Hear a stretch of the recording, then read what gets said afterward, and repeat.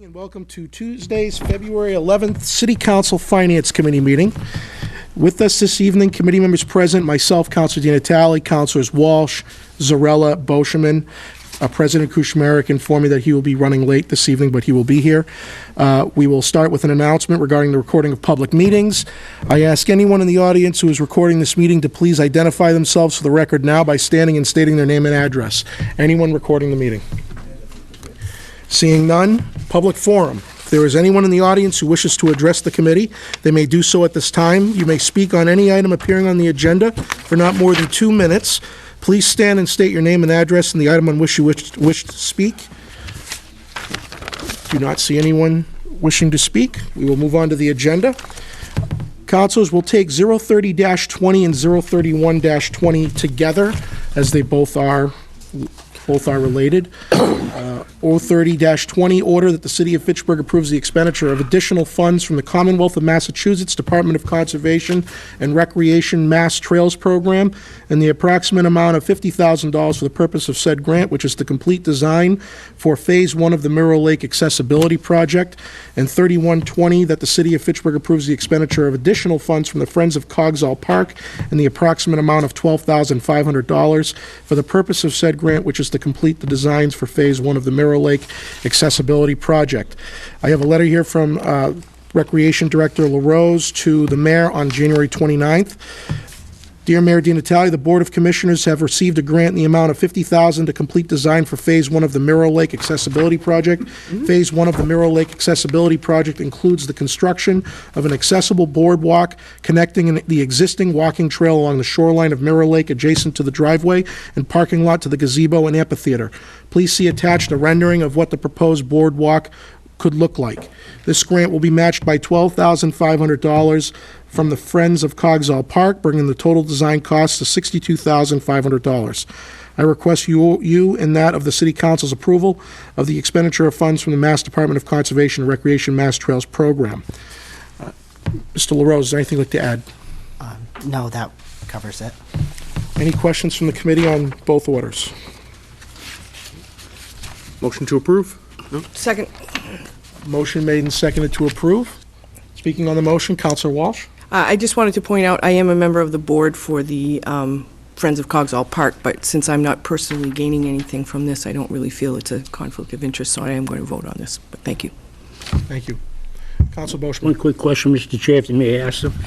Do they anticipate a lot of people with handicap disabilities to use this? Currently, we do expect a lot would.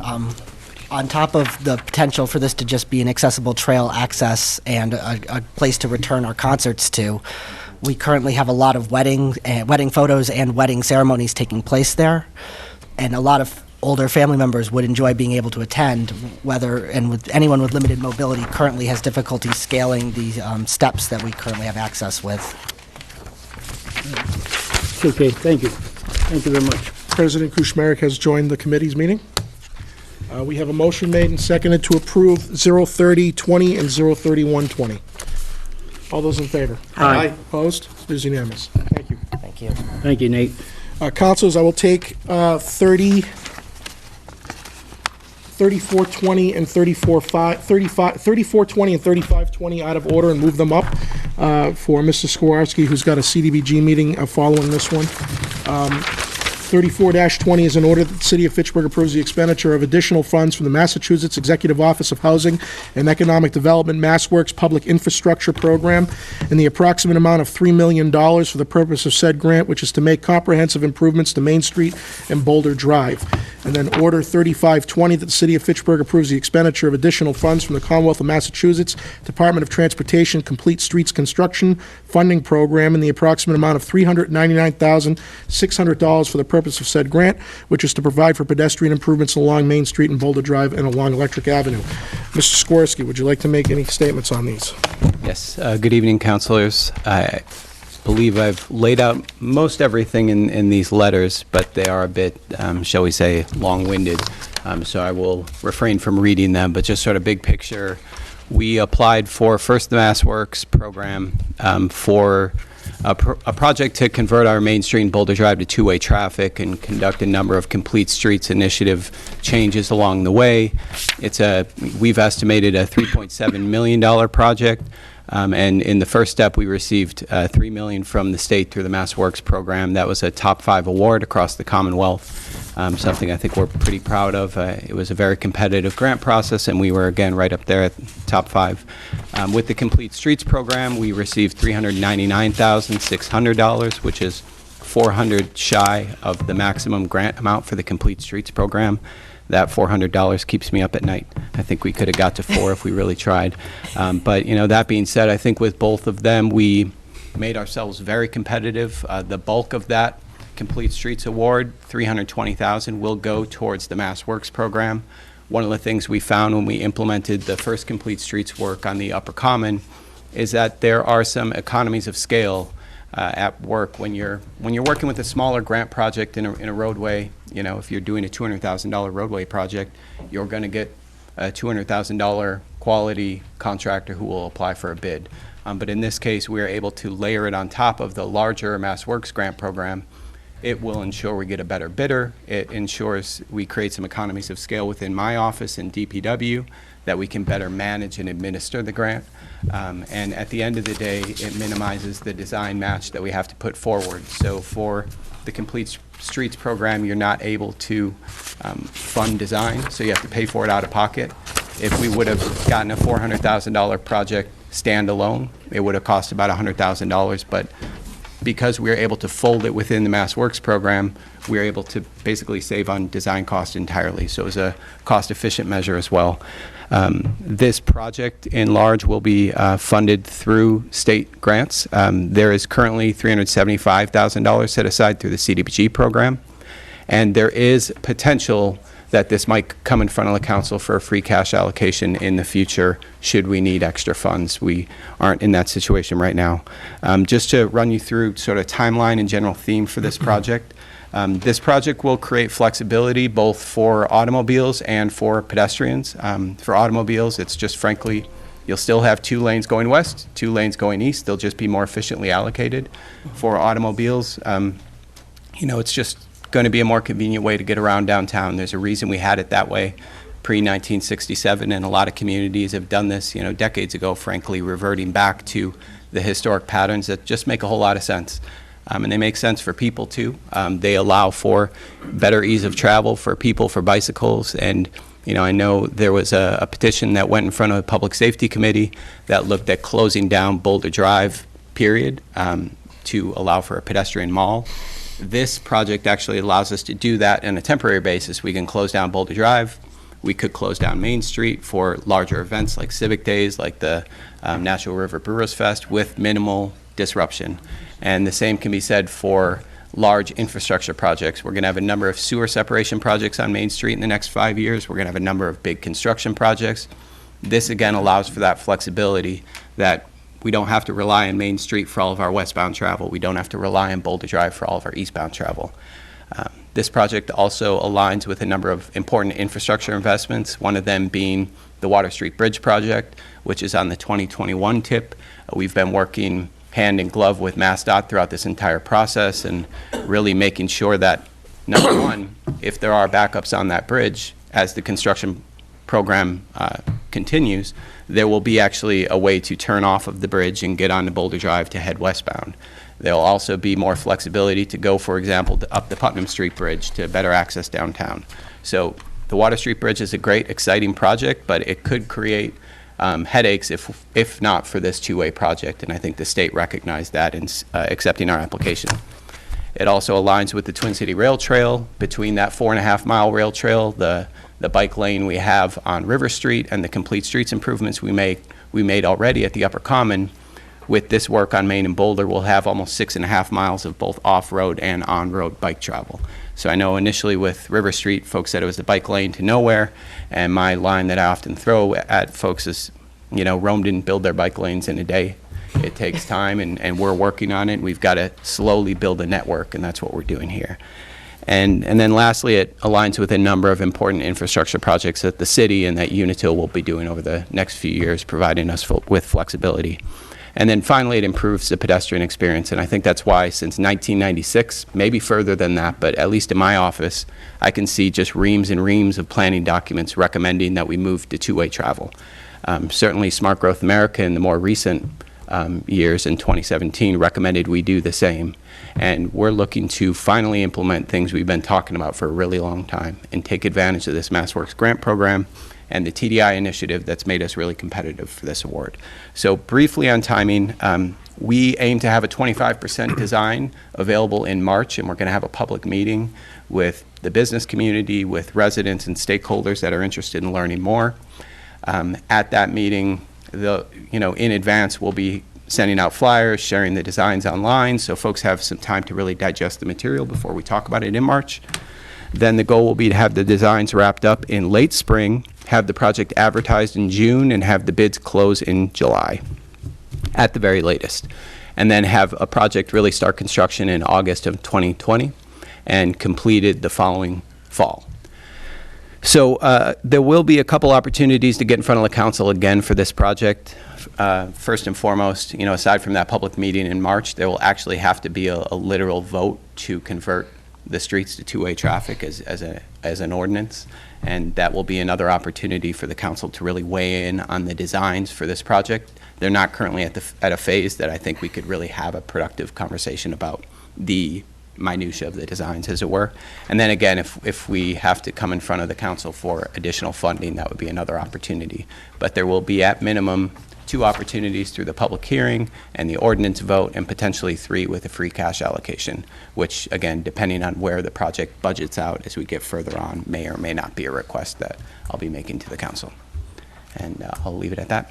So I'll start off by commenting, first and foremost, your comment about coming back to us for free cash. I just want to make a statement here for the committee and for the full council that you vote for this grant tonight, that free cash appropriation has got to go through. Just putting that out there. Whether it's $100,000 or $500,000, we accept, this is like the airport, we accept this grant right now. Anything else that needs to happen in relation to this has to happen, because the state is giving us $3.5 million. So, and we would be unwise not to take that money, because it would cost us $4 to $5 million of city money and not a couple $100,000. And I don't even know what the number is. Tom doesn't know what the number is, because as he said, there's a lot of stuff that's got to take place between now and then to know exactly what additional funding we'll need to put into this, if any. My second comment is I believe your office, along with the mayor's office, needs to be commended for this, because, as you stated, since 1996, and I know it goes beyond that, there were studies that probably went up to the ceiling where residents were getting frustrated, as were city councilors, including myself, that we would have all these studies and tens of thousands of dollars spent on studies to tell us the same thing every time, and yet we never acted on anything. And the reason why we never acted on this is because we could never secure the millions in funding it would require to do this. Some people have been skeptical about it because their thought process, in my opinion, is clouded by the one-lane Main Street debacle. That experiment, that was a roughshod, makeshift $10,000 effort, which clearly reflected in what we did. This is actually what we have been looking to do for 25 to 30 years. We've been trying to find other creative ways to get around doing this because we couldn't do it because of the money pitfall. So the fact that your office and the mayor's office secured this funding from the state, which was highly competitive, should be commended, because when we voted to get rid of one-lane Main and go back to two-lane Main, the council also made a statement at that meeting that we wanted two-way Main Street and Boulder Drive.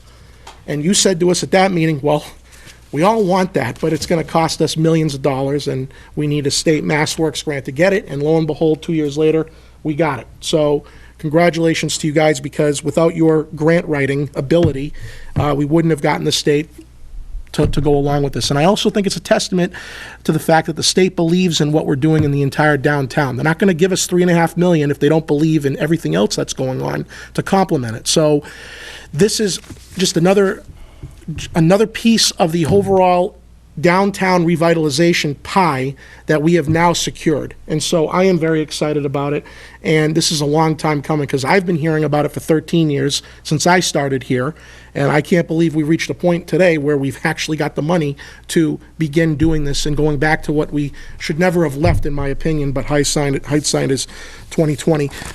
So I wanted to point that out, and thank you very much for your efforts in making this a reality. And I'll open it up to the committee for questions. Council Boschman had his hand up first. I'll give the chair to him first. Okay. Council Zarella. I'll only take the floor, not the chair, but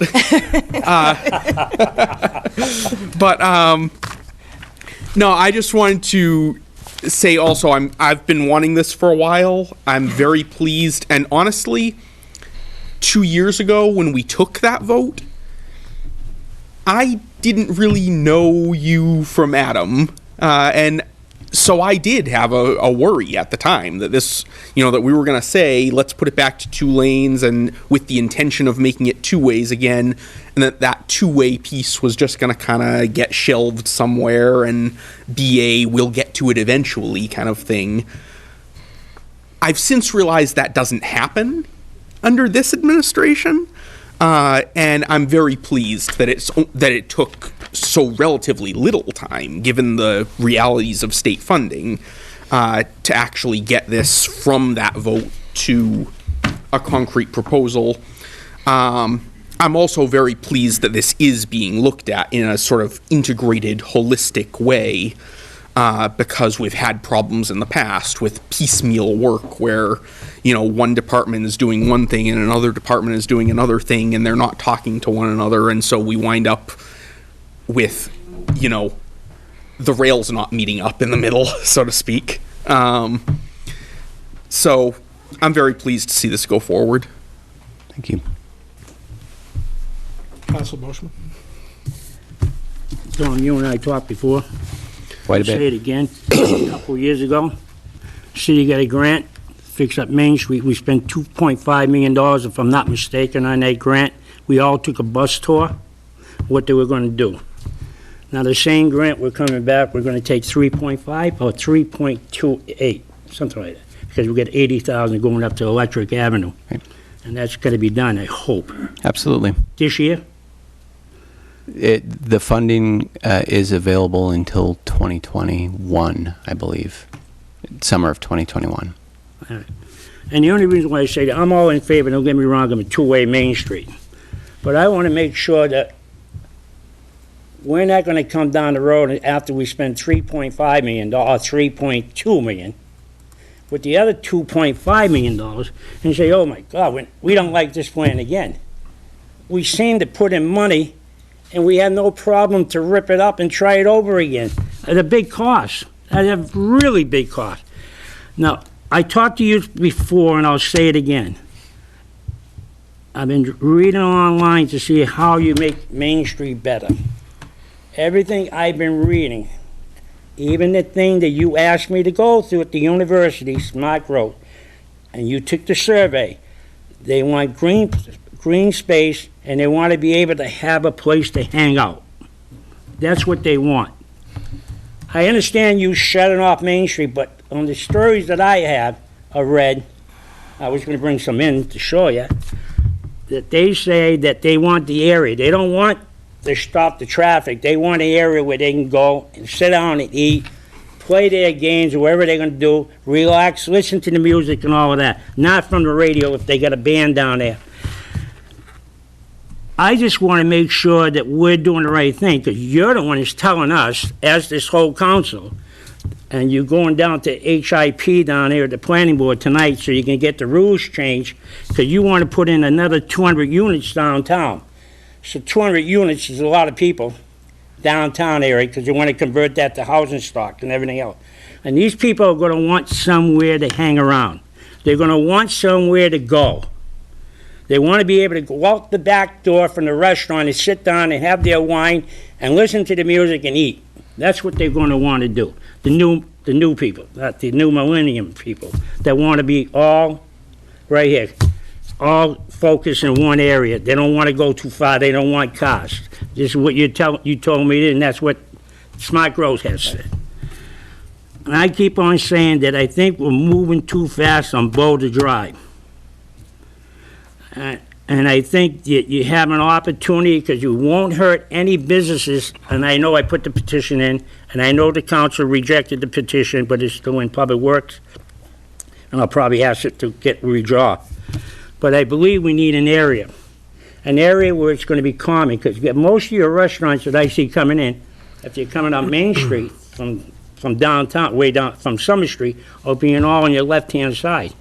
So it would be very feasible for them to go out the back door and sit down and eat out there and listen to music and do what they want to do, instead of shutting off Main Street. So, will I vote for, when it comes in front of us, I'll probably argue the same thing again, and have more facts. I'll be ready, because I'll probably make phone calls too, to tell you why, how we've been voting is. The other thing on the complete streets, while we're at it, when I was in Boston and I went to the MMA, I noticed that some of the areas in Boston where they have the complete streets and they have the bicycle paths, they have it set up really neat, and I was really impressed with it, because you're not afraid to drive your bike, because there's a separation between the road and the bicycle.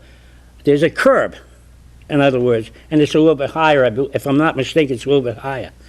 Why aren't we doing that kind of stuff, like on Boulder Drive and all that areas, when they come in front of us? Because when I talked to the Mass DOT guy, I asked that question, and he says, well, that's the new design, which we're starting to change it. And I said, well, how come you didn't do it on Summer Street? And he couldn't give me a straight answer. So I guess to address a few of those items, number one, on, I guess, closing down Boulder Drive, although, opinions may vary on the one-lane Main Street experiment. What I would say is one of the things it was an experiment, and we tried certain things, we manipulated variables, and we basically learned a lot of lessons. And I think one of the key lessons we learned is if we are going to narrow lanes on Main Street, we will create traffic problems if we don't have a pressure release valve, as it were, right? And with this plan, Boulder Drive aims to act as that pressure release. If you have, some of the through traffic, about 40% of the traffic going through downtown is classified as through traffic. I think of it like when I'm going to pick up my daughter from daycare. I'm going to pick her up from daycare. I'm not stopping anywhere. And I think a lot of folks are just through traffic, and they need to get somewhere. And so I think we recognized from the one-lane experiment that we needed to have that pressure release valve. And that's really the intent there. And we think it would create pretty significant traffic hang-ups going in both directions on Main Street if we were to close down Boulder Drive entirely. I think the second big lesson we learned is for emergency vehicles, for the chiefs behind me, they need to have ease of travel through what is basically the center of the city, right? 2 points east and west. And I think, again, Boulder Drive will serve that purpose. And as to the bike lane question, we do have in our proposed plans on Boulder Drive a bike lane. It is unprotected, as you've sort of indicated. To have the separation you need, you really need more space than we currently have. So we tried what we could, but we would have had to significantly widen the roadway, which would have made this cost prohibitive of a venture to undertake. But I would say for those of us that maybe are a little bit more pragmatic and not fans of bicycling, it does again address the number 2 concern that I mentioned before, where the chiefs need to get their emergency vehicles through one lane of traffic. This now will both act as a bike lane, but also a shoulder for vehicles to pull off to if a fire truck or if a police car need to get through to points east and west. But we tried to do some of the objectives that you certainly saw in the Smart Growth America plan. We certainly couldn't accomplish everything, but we're sort of the whole mindset here is to not let the perfect be the enemy of the good. And frankly, I think since 1996, as we've been endlessly debating whether or not we should do this, I think the major thing that killed it, aside from funding, is that every time we saw a new opportunity, we thought, well, couldn't it be better? Couldn't it be perfect? And I would like to get it as perfect as we can be, but we do have to make some compromises along the way. And I appreciate the council's, as a whole, your leadership in moving us in this direction. I think the petition initially said, voted to aggressively pursue a two-way Main Street. And, you know, that's what we've been aggressively doing. And I know when I spoke with Councilor Zarella about this 2 years ago, I said, my appointment's coming up in 2 years, and if I don't get this funding, don't reappoint me. I wouldn't recommend it. And I'm glad that we have this funding because I'm getting reappointed in July. So anyway, but, you know, Councilor Boschman, you had also, you know, at that hearing, you had spoken up in favor of a two-way Main Street and two-way Boulder. And you set off a fire alarm because your speech was so impassioned, and there were folks in the audience saying, "You're on fire, Councilor Boschman." And it was, you know, a good moment to light a fire under all of us within our respective city departments, both DPW and community development, to put our heads down and get this done. So I appreciate your leadership and everyone here helping us get Councilor, there. do you mind, Mr. Sikorsky, do you mind expanding upon his comment about the $2.5 million? I'm not sure if I can, to be quite honest. I'm can't not either. familiar with the program. Can It I ask might you, have been what before my are you time. talking about with $2.5 million? We Mr. Johnson? spent, underneath the Lisa Long administration, when I first came on, they did the project down on, they put all the new light systems up on over the bridge coming that way. And that's why we made Day Street a two-way. And we went up Main Street with it. We Okay, went all the so- way up to, That wasn't $2.5 So million. it was about $1 million Mass Works project Right. in that square, and actually that will remain unchanged except for some signalization work that MassDOT will be doing as part of the Water Street Bridge reconstruction. But the physical infrastructure at that intersection of Main and Water will remain unchanged, and we won't touch that project at all. And I would assume we can't touch it because MassWorks already paid for it. We- So, I mean, unless they allowed it to in this round. I just wanted, the $2.5 million threw me off because I remember that. we took It a was a bus tour. $2.5 million. We took a bus tour. And it was a state grant too. I can't emphasize, it wasn't It's- city money, so It's all coming back to me now. So I think originally it was a $2.5 million grant, and what happened is they didn't get funded. But then about 6-9 months down the road, they said, well, we've got some money that we We'll found give you $1 under the million. couch cushion. And they found $1 million. They said, what can you do with $1 million? And they basically put it into that one particular intersection. And so that's what you see today at Depot Square, right at Main and Day. But I do want to say one thing, Mr. Chair, if you don't mind. Yep, to him. yep. I'm going to tell you something right now. I understand what you're saying about the backlog, but I'm also going to point out to you this. One day, at the busiest time of the day, and I'm not lying, you can call my wife right here, she'll tell you, because I stopped in the center of Main Street. In the center of Main Street, I stopped. I said, there's not a car around. The busiest time of the day, and there wasn't one car. I was the only car on Main Street. And I took my time, swear to God, I took my time. I wasn't even going 5 miles an hour. I got all the way up to the post office before a car came. Before one car came.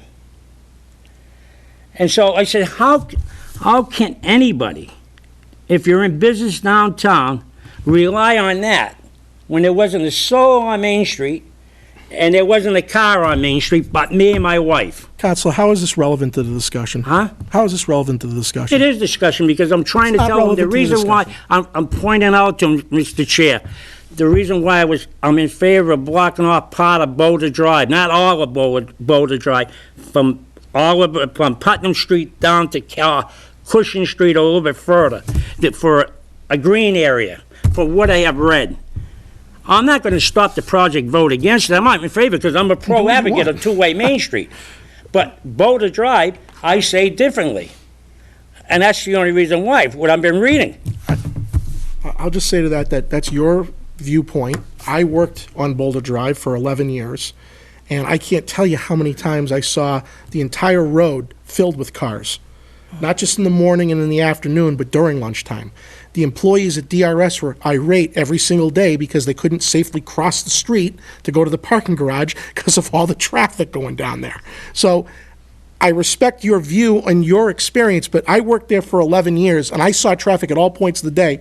That's all I ever got for complaints from people who I worked with. It's too busy there. There needs to be better, safer pedestrian crossways across Boulder Drive because there's just too much traffic. So I guess my experience is a lot different than your experience with Well, I respect worked to at that. General Electric. It was busy then, too, for Okay. 25 years. Just, I know this might be the diplomatic answer, but I think you're both actually right, and it's something that the state had mentioned when they came out to visit the site, is they said, the way that our one-way, two-lane traffic system works, it's alternatively desolate and terrifying, where you'll have these moments where there's no one on the road, and then all of a sudden they come streaming down like a dragway. And I think, the Boulder Drive crosswalk, that's part of the Complete Streets package that we're putting together. But, you've still got 2 lanes west, 2 lanes east. They're just going to function more efficiently. You'll get more reasonable traffic speeds, and traffic speeds play a huge role in traffic deaths. And so we'll be minimizing those types of impacts while at the same time actually making it easier for cars to get around. Counselor Walsh. Thank you, Mr. Chair. I just want to commend you and whoever worked, all of the people who worked on this. It's a coordination of a number of different projects. I think it's very exciting to be, to see what's going to be coming on Main Street fairly quickly. And it's a coordination of effort of a number of departments, and I just wanted to thank you for all of your efforts. Thank you. So. President Kuchmarek. Mr. Skrofsky, you said it earlier, for 25 years we dragged on our heels in action because we kept seeing a more perfect solution that was out there. So as a result, we did nothing. And I think we're hearing some of those same concerns now of we want more green space and we want more park space in the downtown. And well, that's a wonderful idea, and I don't disagree. I think there's certainly ways we can bring more greenery and a better landscaped area to Boulder Drive and Main Street. I would caution us to once again not let that vision of what a perfect downtown could be get in the way of what a good and large step forward looks like for us. I know it's easy for the public to look at this and say, well, for practically $4 million, you should be able to build a sky bridge, from one end of the city to the other. It sounds like a ton of money, but at the end of the day, $24 million gets you a 36-foot bridge, however long the Water Street Bridge is there. It doesn't. The numbers don't necessarily reflect the scope of the project, right. And so I think. This is a large step forward, and I think after we do this has to be a continued work in progress where we continue to improve, and we go step by step. I don't think we can make the mistake of seeing in our heads and in our minds of what a perfect Main Street is to each one of us and halting that progress. So, I look forward to the time and the place where we can sit down 18 months from now and say, this looks amazing. What do we do next? And so I think that's the appropriate time, is next summer or 18 to 24 months from now for us to say, okay, what else are we missing? What additional steps do we need to take to advance this? I would say to Councilor Boschman, we have Riverfront Park. It's a beautiful asset right in the center of our downtown. We have Monument Park. We have the Upper Commons. And so I'm not disagreeing. There's more we can do, and I think there's, hopefully there's additional space that we can better utilize and make green. I know there's large sections that are without trees or any greenery or landscaping, and hopefully some of that comes as a result of this, and some of that just will be that next item that we tackle. But I guess in summary, I will just say that 24 months ago, when we decided to move on from one lane Main Street, I was both irritated, to say the least, that we were moving on from one lane Main, but I was skeptical. Doesn't begin to describe how I felt about us being able to secure funding anywhere in the near future to be able to do what we're doing here today. So I was so skeptical. I thought, this is yet again, this is another decade of wasted time and progress for us to be able to take an inch, to be able to move forward by an inch, and you've taken us by leaps and bounds in 18 to 24 months. So really, I commend this administration, and I commend you and your team, Mr. Skrofsky. Thank you. Excellent job. Thank you. Councilor Zarrell.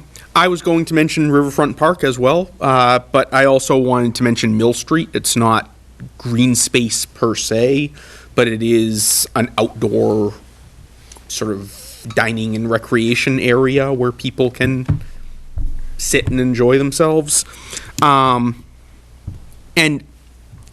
I drive Boulder Drive kind of a surprising amount for someone who doesn't work in that area of the city.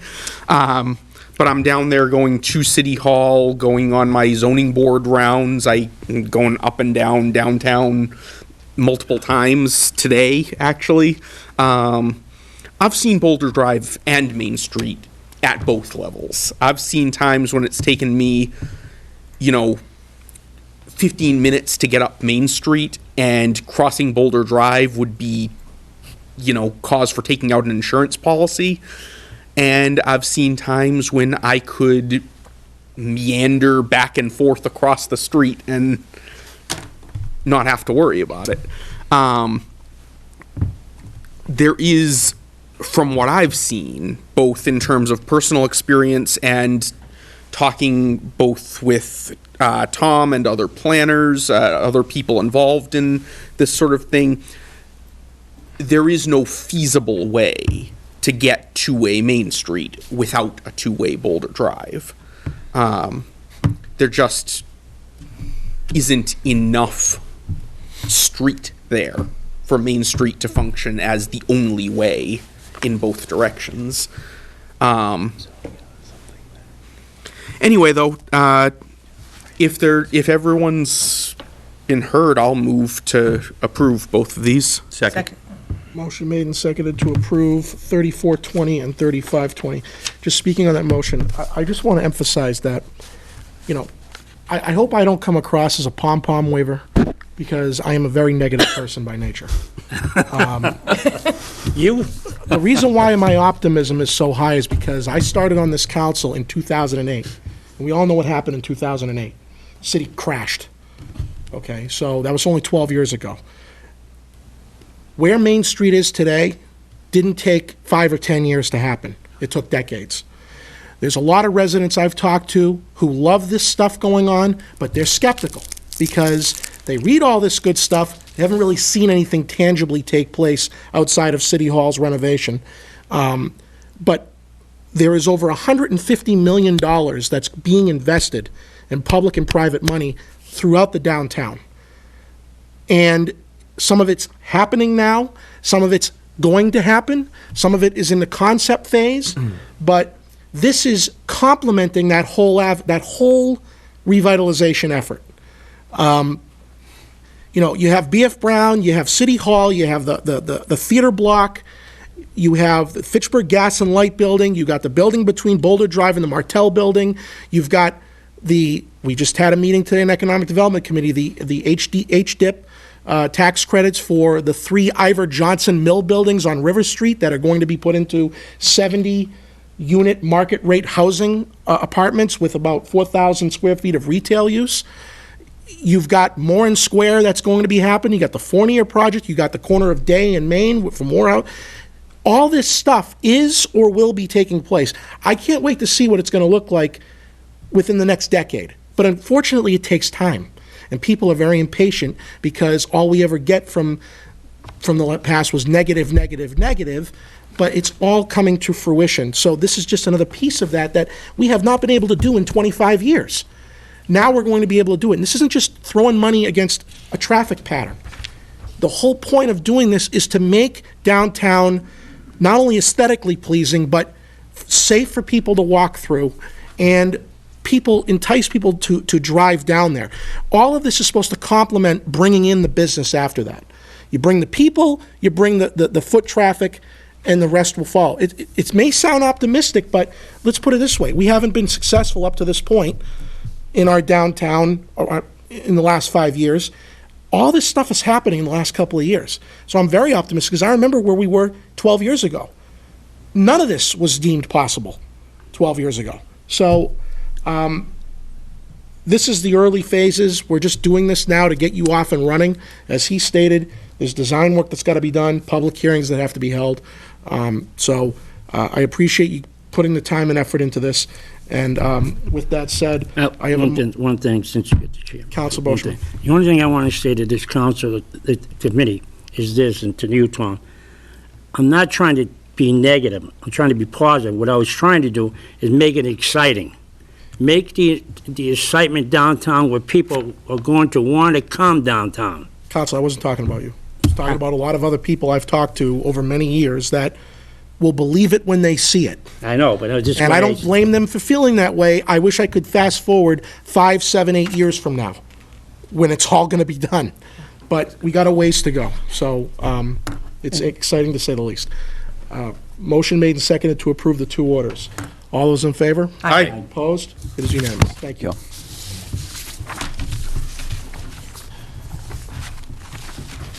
Moving on to 32-20 and 33-20. Order that the City of Fitchburg approves the expenditure of funds from the Commonwealth of Massachusetts Executive Office of Public Safety and Security Safe Grant in the approximate amount of $5,663 for the purpose of said grant, which is to continue to teach fire safety to children in elementary schools. And 33-20, that the City of Fitchburg approves the expenditure of funds from the Commonwealth of Massachusetts Executive Office of Public Safety and Security Safe Grant in the approximate amount of $2,730 for the purpose of said grant, which is to teach senior citizens about the importance of fire safety and avoiding, in particular, cooking and electrical fires. Chief Roy. Evening, councilors. Thank you very much. I think I handed out everybody, I think, got a copy of our report for what these 2 programs did last year. This will be part of our annual report that we'll submit next month to the council. I think pretty much all you know are aware of these grants. People do a great job getting out with fire education. It's a big part of our job. We've expanded that a few years ago into the Senior Safe program, in addition to the Student Safe part of our education that involves the Firefighter Fill program that we use for grades 3 and 4, our Fire Prevention Month, where we get out into the schools with all our engine and ladder companies doing education, and the Safe program, which also uses our Safe trailer for educating a number of classrooms and other programs throughout the city and at times throughout the region. One notice, I just would like to make notice, as you know, Phil Jordan was involved in this program for many years. We've been trying to lighten Phil's load, and we've gotten a couple of our younger firefighters, Matt Fraticelli and Nick Landry, involved in this. They've done a great job in this. We're hoping to expand to a 3rd person this year as one of our safe educators. Hopefully it's going to be a Hispanic-speaking firefighter. So this program has been great for us. I think the regular safe money went up a little bit this year. So these guys did a great job procuring this grant, and they do a great job out in our schools. Questions? No. Council Boschman. One question for you. I was going to ask you this earlier, but I was too busy today. The high rises, you going to high rises too to explain the safety thing? We have, Council. We've used some of that money on the Senior Safe program. We've gotten in on most all the high rises in the city.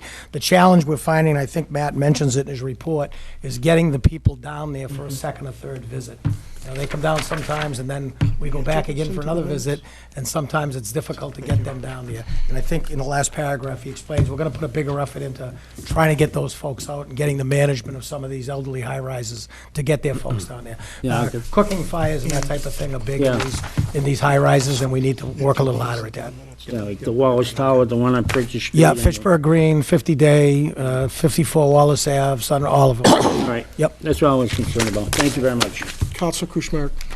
Chief, sorry to put you on the spot on this, and I'm not necessarily looking for an answer, but I'm just wondering if there aren't ways that we can also leverage those organizations, those nonprofit organizations like Meals on Wheels and other organizations that do outreach in the community that interact with seniors regularly, that aren't necessarily in the high-rise buildings. I know at the end of the day, the $2,700 doesn't go so far, but I question, are there ways of distributing literature or helping to do some trainings for outreach workers that work with elders, so that we can get some of this education out there? I think you brought that up one other year, Council, and I know Phil reached out to some of those organizations, Yes. and sometimes a little difficult. I'll talk to Matt and Nick Sure. and ask them to do the same, but sometimes those groups pretty much have their set things that they I do, understand. and they're not always easy to get them to change their ways, but we'll certainly try that.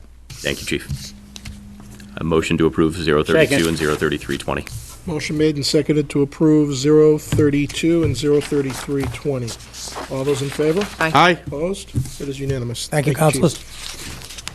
Next, we'll go to 3620. In order that there be and hereby is appropriated the sum of $239,093 to be charged against available funds and credit to the following accounts. Police Personal Services, $227,651. Employee benefits, other benefits, $11,442. I have a letter here from Susan Davis, Director of Human Resources, to the mayor on January 29th. Dear Mayor, please find attached the memorandum of agreement and related documents for the recently concluded negotiations between the City of Fitchburg and the FPU. This agreement is applicable to fiscal years 2020 through 2022, which would be July 1st, 2019 through June 30th, 2021. As a result of these successful negotiations, I'm requesting an appropriation from available funds in the amount of $239,093. This figure represents the first year of the collective bargaining agreement and associated retroactive rate wages in the amount of $227,651 and $11,442 for personal services and associated costs for police personnel not covered by the aforementioned CBA.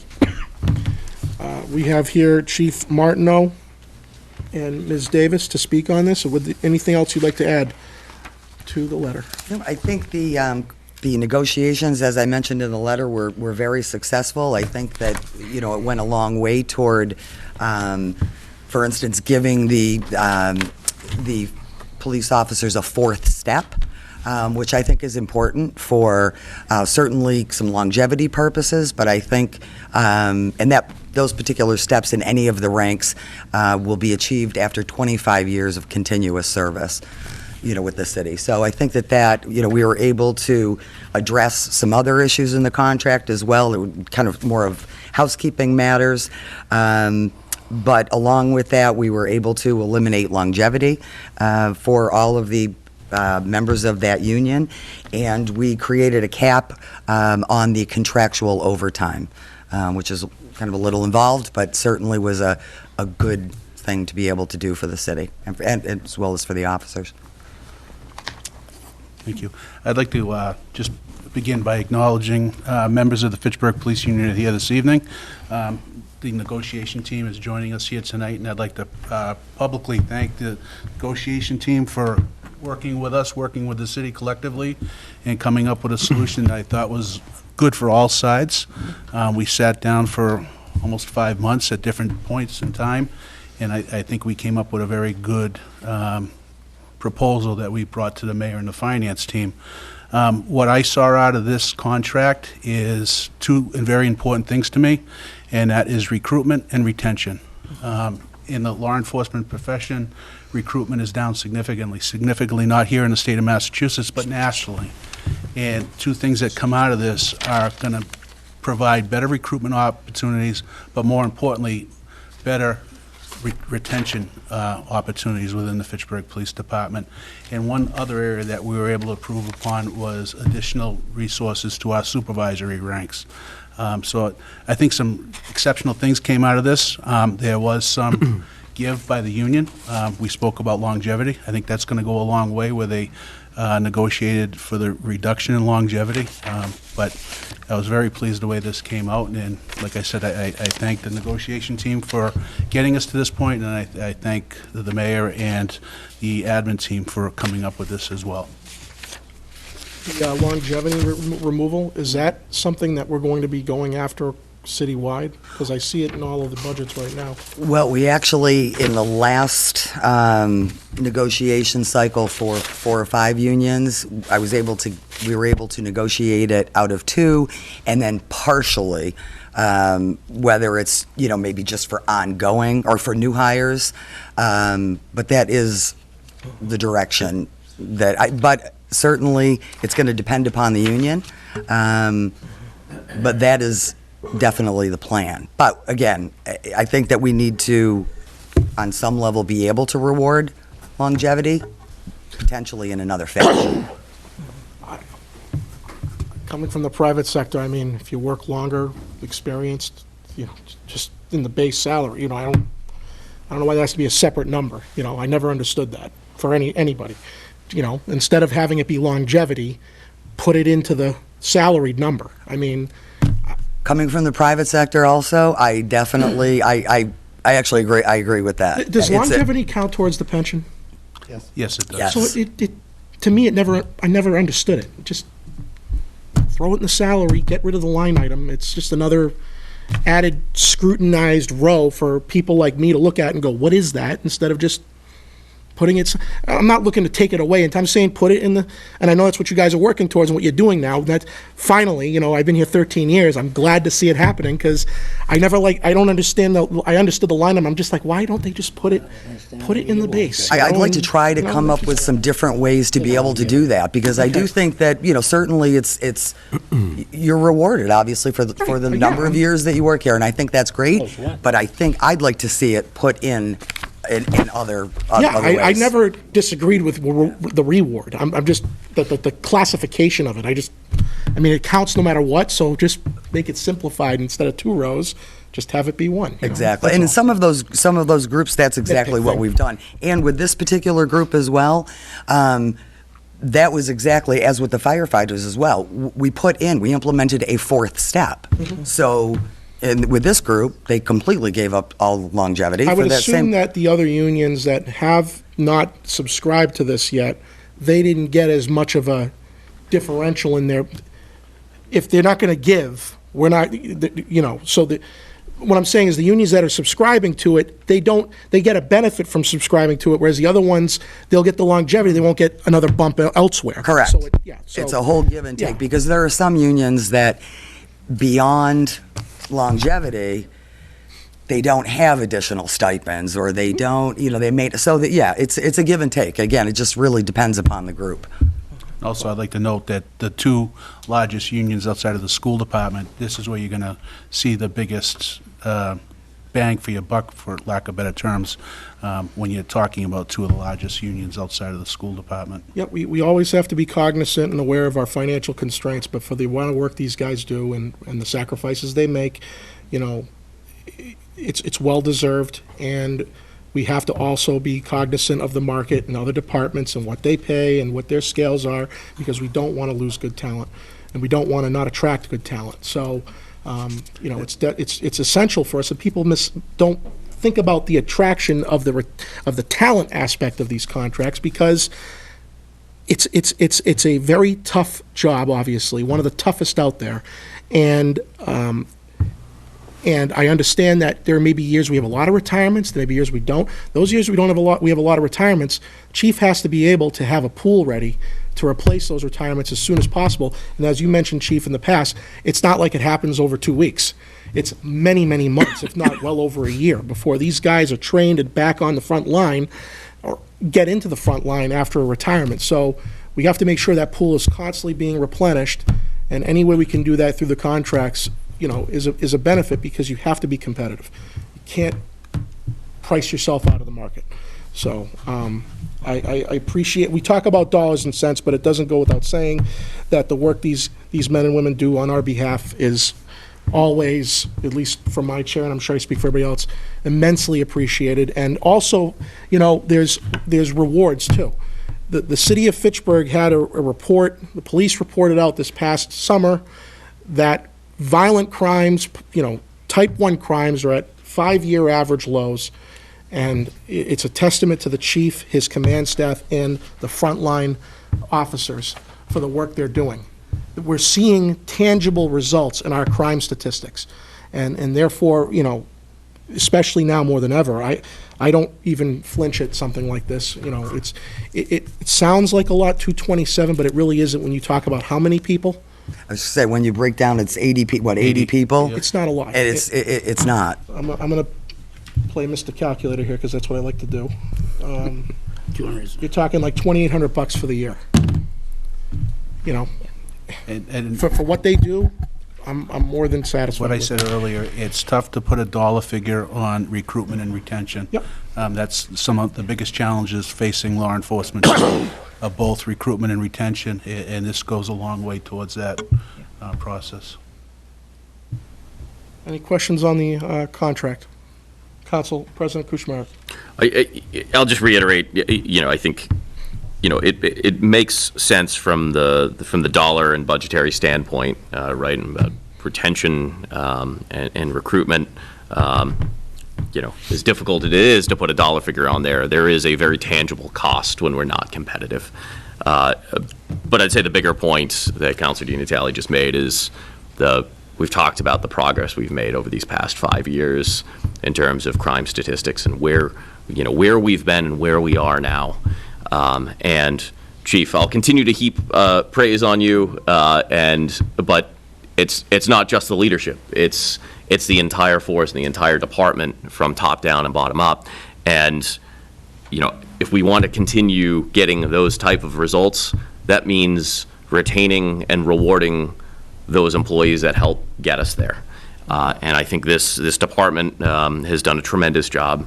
And I'm excited that we're finally at a point now where we can say that within 6 months, and I know that probably during the course of that 6 months, there's some easy points and there's some not so easy discussion points in those, but that within 6 months, we're able to get to a point where hopefully both sides are happy. Because I remember a decade ago when those conversations were not so pleasant. And I'm excited that as a city that we can sit down and have a conversation about how best to compensate, reward, and retain, a force that does a tremendous job in our city and is really crucial to the future growth of our city as well. Thank you you to both sides.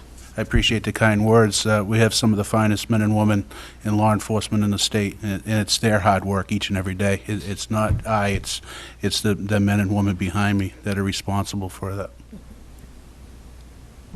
Motion to approve 03620. Second. Motion made and seconded to favorably recommend 3620. All those in favor? Aye. Opposed? It is unanimous. Thank you. Next, we'll move on to 37-20 in order that there be... You can do 38. Okay, they go together? Okay. 3720 and 3820 go together. That there being hereby is appropriated the sum of $120,881 to be charged against available funds and credited accounts as outlined in the order. And 3820, order that there being hereby is transferred from within the following personal services accounts the sum of $46,130 to be credited to the following accounts: Water Enterprise Fund, $20,999. Wastewater Enterprise Fund, $23,192. And Airport Fund, $1,939. We have Chief of Staff to the Mayor, A.J. Terigny, here, and Ms. Davis. I will read the letter from Ms. Davis to the Mayor on January 30th. Kindly be advised that negotiations with the Fitchburg Association of Managers, Administrators, and Specialty Skills Group, FAMOUS, employees have concluded. I have attached the signed memorandum of agreement and all related documents pertaining to this CBA. As a result of these successful negotiations, I'm requesting these appropriations from available funds and transfers.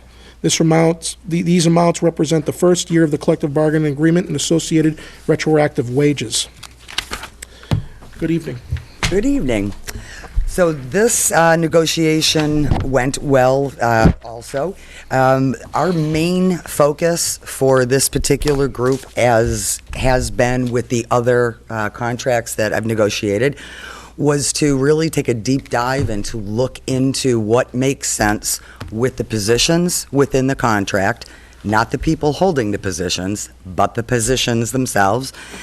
So we did realign that matrix, probably about half. It's a group of about 40 people.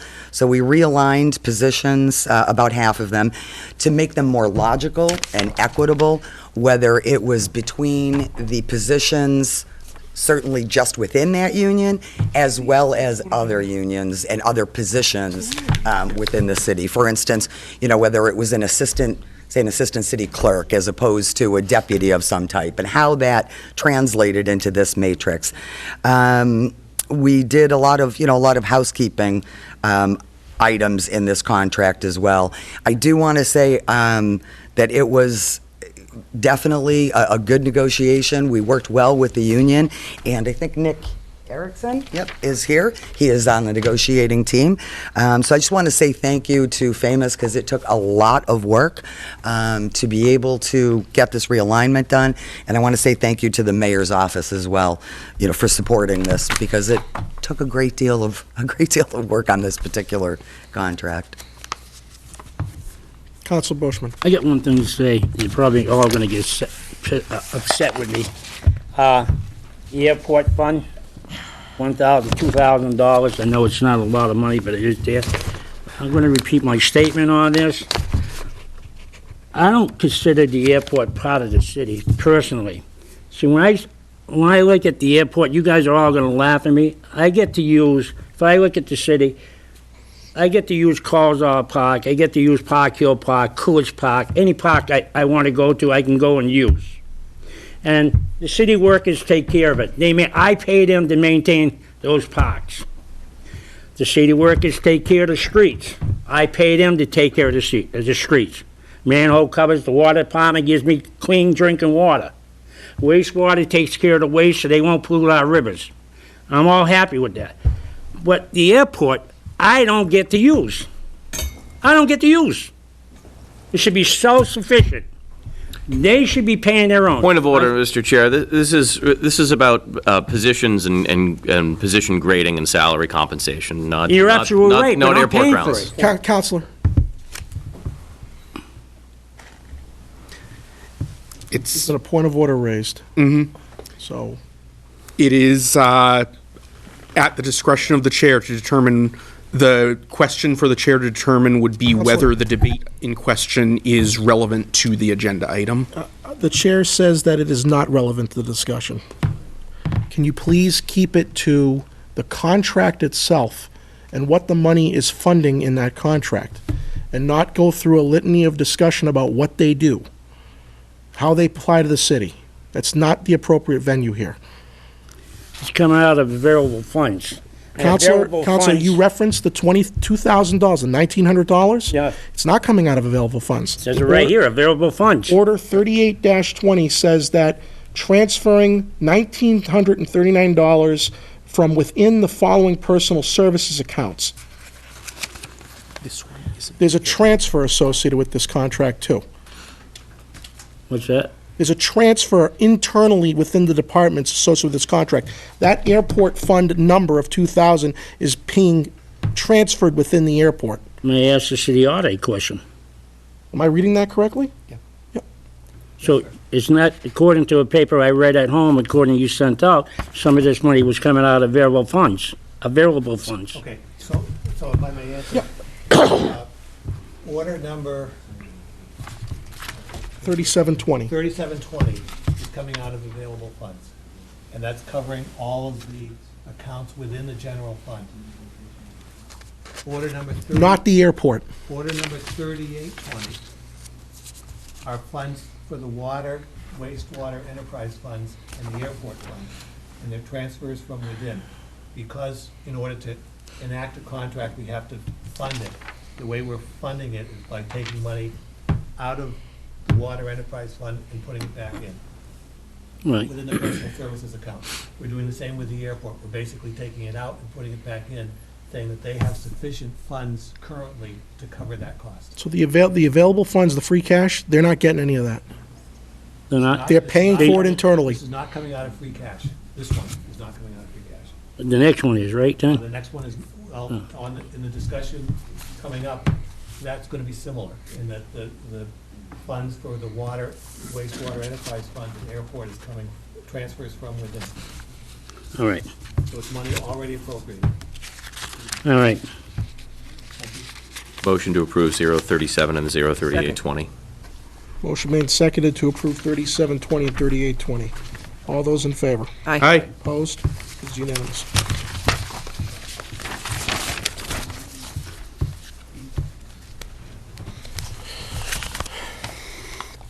Moving on to 3920 and 4020, that there be and hereby is appropriated the sum of $42,292 to be charged against the available fund and credited to accounts as outlined in the order, which are all general fund accounts. And then 40-20 is in order that there be and hereby is transferred from within the following personal services accounts for the sum of $11,215 to be credited to the following accounts: Water Enterprise Fund 3511, Wastewater Enterprise Fund 3616, and Airport Fund 4088. So to reiterate, like the last two orders, the first order is to use free cash to fund the contract increases for the general fund accounts. and 40-20 is to fund the contract increases within the enterprise and airport funds. It's a transfer within, no free cash on those. Motion to approve 039 and 04020. Second. Second. Motion has been made and seconded to approve 39-20 and 40-20. Speaking on the motion. All those in You're gonna shut me favor? off. Aye. All those opposed? It is unanimous. Thank you. Thank you. Next, we'll go to 43-20 and 44-20. Ordinances amending Chapter 44, Section 10 of the Code of the City of Fitchburg as most recently amended by adding thereto the following step assignments as outlined in the enclosed ordinance. And 44-20, amending Chapter 44, Section 10 of the Code of the City of Fitchburg as most recently amended by adding thereto the following pay scales. And committee members, you should have gotten those pay scales in your packet. And these pertain, correct me if I'm wrong, Mr. Auditor, to the department heads and management that reports to the mayor. Correct. These are the department heads, and some others are not covered by collective bargaining agreements. Their pay is governed by city ordinance. These are the changes to enact that. The funding has already been approved in the earlier orders. Right. So these are just, so what we just did, this is to change the ordinance to coincide with those orders. Motion to approve both of the Second. following. I'll do that one. Motion made and seconded to approve 43-20 and 44-20. All those in favor? Aye. Aye. Opposed? Doesn't make me laugh often. And lastly, 41-20 and 42-20, that the mayor is authorized to execute a lease to be supplied relative to AKS Recycling, and that the mayor is authorized to execute the host agreement relative to AKS Recycling. I actually, councilors, and it was in your packet, but I printed out the very lengthy two-page order. If no one wants me to read it, I won't fight you. But we have the city solicitor here, who is involved in the... May I talk? Oh, yes, I'm saying in lieu of reading the lengthy agreement, I will just open it up for Mr. Pusateri to Councilors, explain what took place and what we're involved with I here. have Mr. Curry and Attorney Pollock with us. Suffice it to say, there has been a long, ongoing problem, dispute, mutual interest pending at AKS, and it started with an encroachment from the prior owner into a significant portion of airport and some city property. It involved the FAA corrective action plan that we negotiated over the period of 2018. It's resolved delving into what appears to be at times two inconsistent leases over the same piece of property that has a title issue, and trying to extract it all out. And what our goal has been would be to resolve a dispute where the constituent asserts that he's being treated unfairly by the city because he is at an unfair competitive advantage with his counterpart, to take care of exactly what Mr. Boschman, Councilor Boschman, wants us to take care of, which is keeping Airport Road clean, keeping the funds going into the health department for tipping fees and host fees and those other fees. And if you remember, the airport has leased the land to the city, making sure that that lease doesn't cost the city by turning over a similar payment from AKS through the city over into the airport. And basically, our goal was to have some documents for you by tonight. We jump-started the process, I'm sorry, I'm just taking this over. Okay. We jump-started the process because your constituent wants this done by the end of February. I would say, could have been a little bit more responsive with us, but we have had draft documents to him, and I know he's gotten back to us now. And we are expecting to have final documents, but Attorney Pollock is well-versed in we've come to terms as far as what the terms of these documents are gonna be. The lease is really easy, so I'm gonna do that one. The city, you're paying the airport $1,200 a month to rent this lot of land that we're gonna rent to AKS. AKS is gonna pay us $1,200 a month. So you're gonna be nice and even there. And then the balance of all the other No terms. cost to us anymore. That's no cost to us. Right. And the balance of all the other terms, Attorney Pollock is here to explain the balance of the. Mr. of the Chairman, may I benefits. distribute some copies of the documents, or I don't think we need them. don't need them? I think they're just Okay. drafts at this point. Okay. And they're Just that we get the final draft, Say that again? just that we get the final draft, Well, or, you can get the if you're interested in looking at the final draft before you vote on it, which I think would be completely reasonable, we would ask your committee to reestablish itself just before city council. If you want to just approve. Point of order, Mr. Chair. I believe this is also duly sent to the, was it city property as well? I believe it was, yes. So we'll have one more opportunity to approve the final. for me, not to stage the presentation, but for me, my focus was on the financial aspect of it, considering this is the finance committee. I believe the property committee would probably be the better avenue to look over the legal documentation and whatnot in terms of Okay. involving the property matters, if we can have that ready for that committee. But for this committee, I would prefer that we stick to the finances. So you mentioned earlier, Mr. Pasteur, about before we were paying to the airport $1,200 a month for this space. Now we're going to get reimbursed from AKS a month for that. So we're now not going to be paying anything, That's essentially. correct.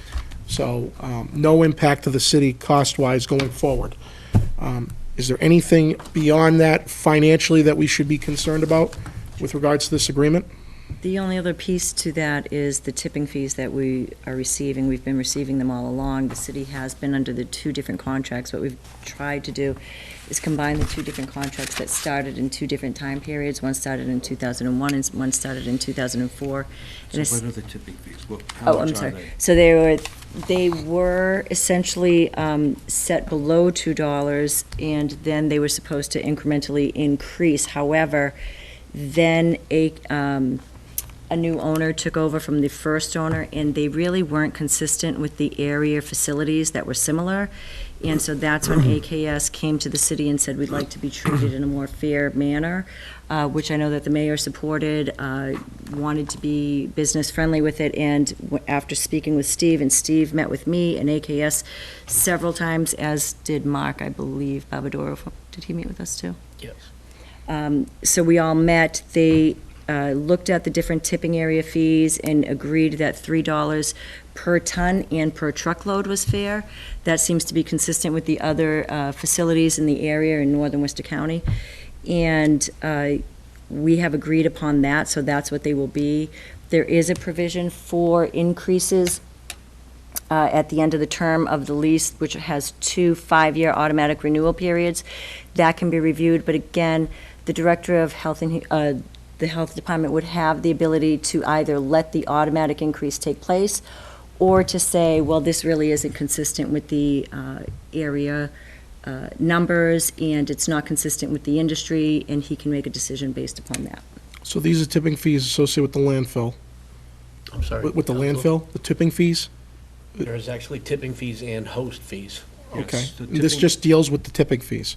What is The tipping Both. fees would be per truckload, would be Yep. the concrete and the large debris that we're gonna be housing there as a transfer station. Okay. And then the other amounts would be based on weight. So as trucks come into the transfer station that aren't doing those bulk drop-offs, Yep. they're gonna be weighed. So it's $3 a ton for those trucks, and it's $3 a truckload for the large bulk items, concrete, asphalt, and those. And those types are of things. increases above what we were getting? Those would be that would be consistent with what you were receiving before, and it would be greater than you were receiving from a similarly situated business in the community. Okay, because I heard earlier about $2, that's why I asked. It's gone up over It the went period up of 10 from years. that. Okay. So just to be clear, the contract would have said that it would be higher. It's not consistent, though, with the area competitors, so it's going to be limited now to 3 until the contract. So this is reaches its more 10-year cleaning term. up the language and making it more consolidated. Yes, and competitively fair. Competitively fair, okay. There's a couple of additional benefits that the city's going to get. One is that, as you're aware, Mr. Chair, the landfill at Waste Management going to be Yes. closing. Yep. Or possibly. God, I hope not. Well, Attorney Pollock has been able to negotiate some additional period of over 10 years 10 for our years. constituency to go and bring items there. I don't know if you want to address that point. So part of what we've talked about in giving up this concession is that they're going to, there's several things they're going to do. They're going to allow the constituents in the city of Fitchburg to go there. They're going to match the prices of the citizens of Leominster, what they're getting.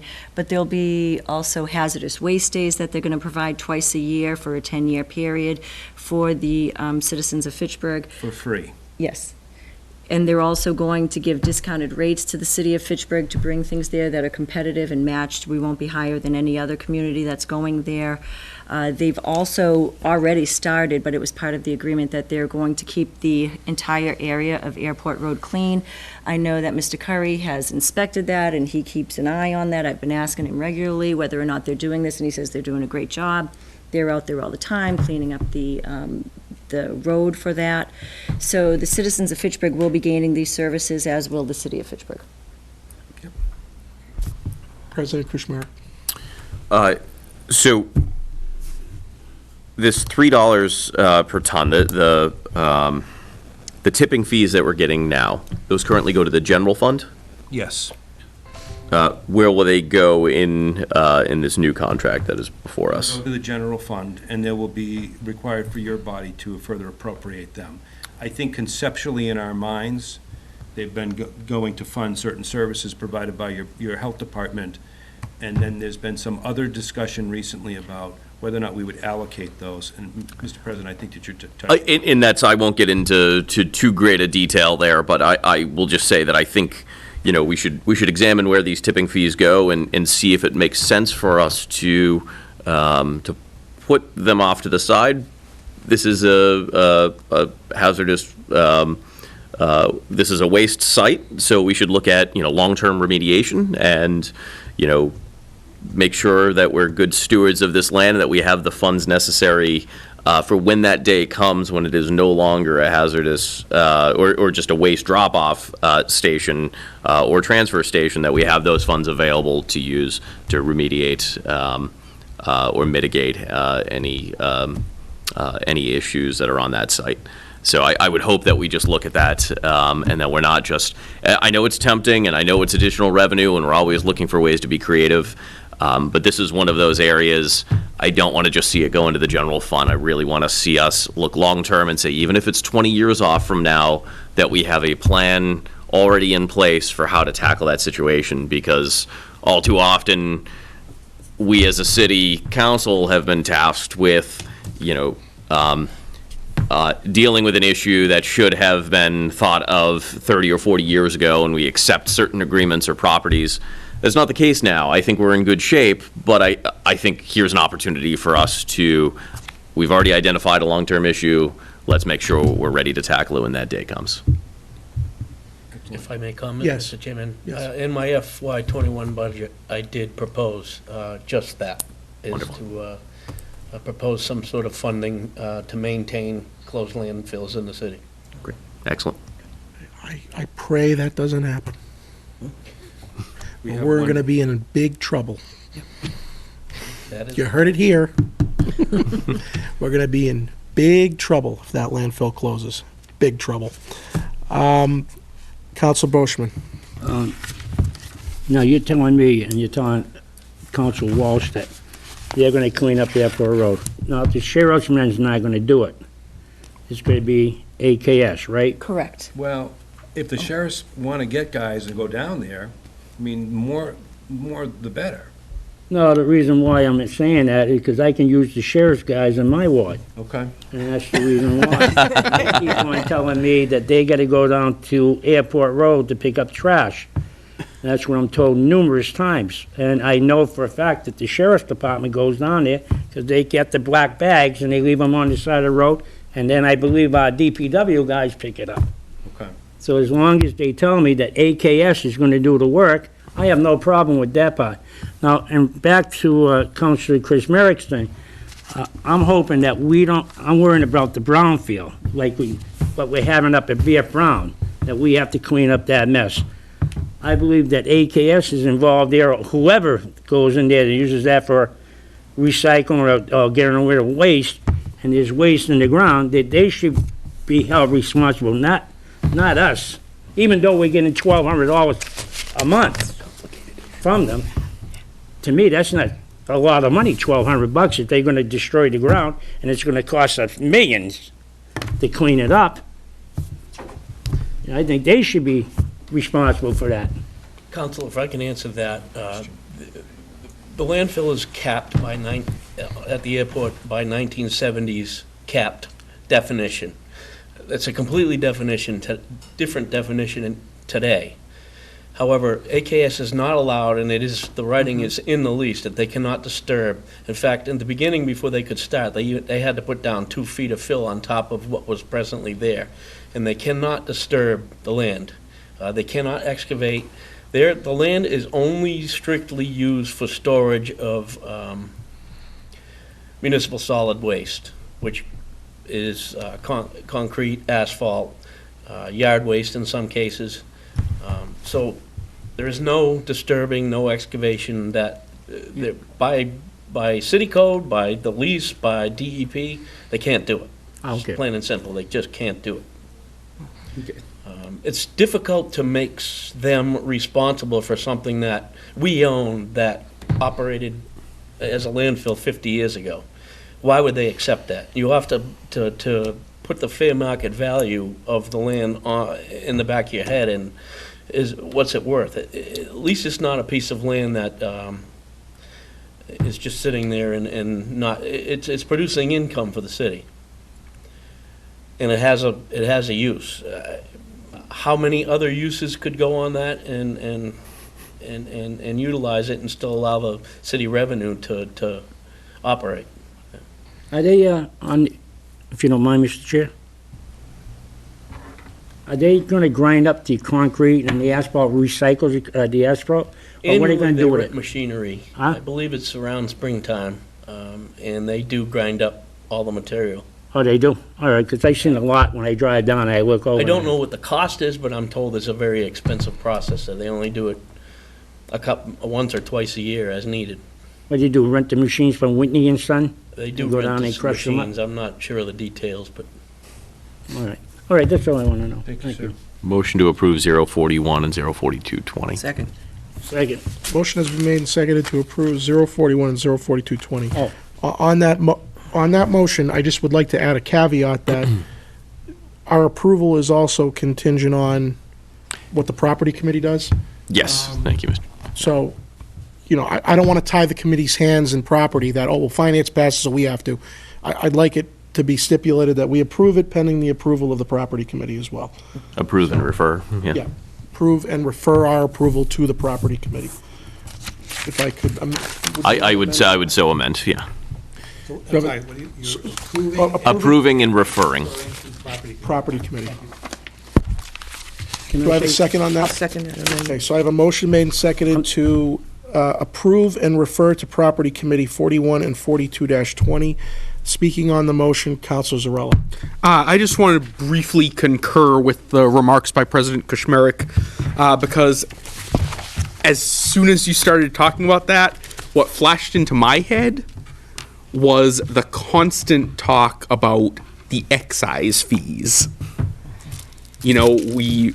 Those got into the general fund, started being spent on whatever we wanted to spend them on, and now we really need them, and we don't have them. There's no way to claw those back out of all the individual accounts they've gone into over the years. I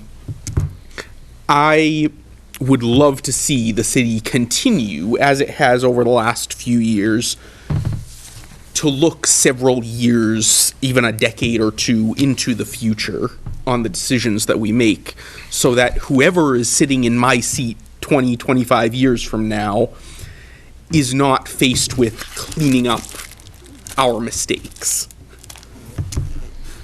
I might add, Counselor, City Auditor, Mr. Brooks we've had these discussions since he started, so we're starting to make headway on positive movement on that. And I'm very glad. Thank you. Council Bushman? Can you do me one big favor? Anything, You guys, Counselor? when you send us the information, make sure we can read it at the average level and not the lawyer talk. Make it nice and simple. I will do my best. Counselor, there will be a two-page summary on the lease that we're doing for every lease now that the city is drafting. So it's easy to understand the basic nuts and bolts. So we're definitely going to do that. You can give that copy to just Tim and I, and not to the lawyers. They'll read the 600 pages that, theretofore and herewith, there's. Mr. Chair. Thank you. Thank you so much.